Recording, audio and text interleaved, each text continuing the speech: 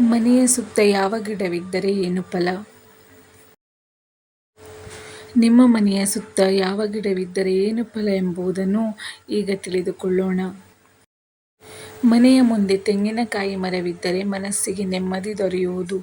ಕಲ್ಪವೃಕ್ಷವೆಂದು ಕರೆಯಲ್ಪಡುವ ಇದರಿಂದ ಸಮಾಜದಲ್ಲಿ ಮನೆಯ ಸದಸ್ಯರಿಗೆ ಗೌರವ ಮರ್ಯಾದೆ ದೊರಕುವುದು.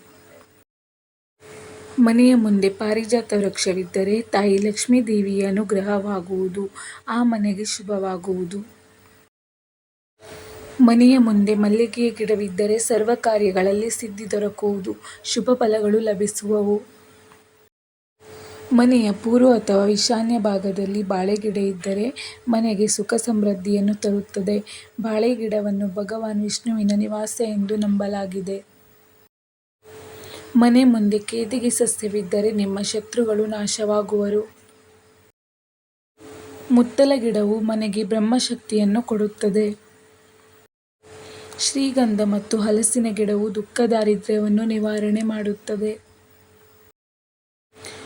ಬಿದಿರಿನ ಗಿಡವನ್ನು ನೆಡುವುದರಿಂದ ಕಳ್ಳಕಾಕರ ಭಯವು ದೂರವಾಗುತ್ತದೆ. ಮನೆಯ ರಕ್ಷಣೆಯನ್ನು ಮಾಡುತ್ತದೆ. ಕಗ್ಗಲಿ ವೃಕ್ಷವನ್ನು ಹಚ್ಚುವುದರಿಂದ ಮನೆಯಲ್ಲಿನ ವಿವಾಹಯೋಗ್ಯ ಯುವಕ-ಯುವತಿಯರಿಗೆ ಬೇಗ ಕಂಕಣ ಬಲ ಕೂಡಿ ಬರುವುದು. ಮನೆಯಲ್ಲಿನ ಸಕಾರಾತ್ಮಕ ಶಕ್ತಿಯು ಹೆಚ್ಚುವುದು. ಮನೆಯ ಮುಂದೆ ಅಶೋಕ ಮರವಿದ್ದರೆ ಸುಖ ಶಾಂತಿ ನೆಲೆಸುವುದು. ಮನೆಯ ಮುಂದೆ ಬಸರಿ ಮರವಿದ್ದರೆ ಯಜ್ಞ ಮಾಡಿದಷ್ಟು ಪುಣ್ಯ ದೊರಕುವುದು. ಮನೆಯ ಸಮೀಪ ಬೇವಿನ ಗಿಡವಿದ್ದರೆ ಆಯುಷ್ಯ ವೃದ್ಧಿಯಾಗುವುದು. ಸೂರ್ಯನ ಅನುಗ್ರಹವಾಗುವುದು. ಆರೋಗ್ಯ ಸಮಸ್ಯೆಗಳು ಕೂಡ ಕಡಿಮೆಯಾಗುವವು. ನೇರಳೆ ಹಣ್ಣಿನ ಗಿಡದಿಂದ ಕುಲದ ಗೌರವ ಹೆಚ್ಚಾಗುವುದು. ಸ್ತ್ರೀ ಸಂತಾನ ಬಯಸುವವರು ನೇರಳೆ ಗಿಡವನ್ನು ಹಚ್ಚಬೇಕೆಂದು ಶಾಸ್ತ್ರಗಳಲ್ಲಿ ಹೇಳಲಾಗಿದೆ. ಮನೆ ಹತ್ತಿರ ಬಿಲ್ವಪತ್ರೆಯ ಮರ ಇದ್ದರೆ ಅಪಮೃತ್ಯು ದೋಷ ನಿವಾರಣೆಯಾಗುವುದು. ದುಃಖ ದಾರಿದ್ರ್ಯವು ನಿವಾರಣೆ ಆಗುವುದು. ಮನೆ ಹತ್ತಿರದಲ್ಲಿರುವ ಅರಳಿ ಮರವನ್ನು ಪೂಜಿಸಿದರೆ ಎಲ್ಲ ಪಾಪಗಳು ಪರಿಹಾರ ಆಗುವವು.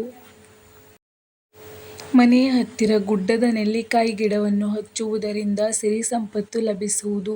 ಇದರ ನೀರನ್ನು ಕುಡಿಯುವುದರಿಂದ ರೋಗಗಳ ನಿವಾರಣೆಯೂ ಆಗುವುದು.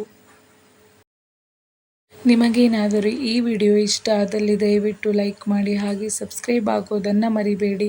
ಇಂತಹ ಹೆಚ್ಚಿನ ಉಪಯುಕ್ತ ಮಾಹಿತಿಯೊಂದಿಗೆ ಮತ್ತೆ ಭೇಟಿಯಾಗೋಣ. ನಮಸ್ಕಾರ.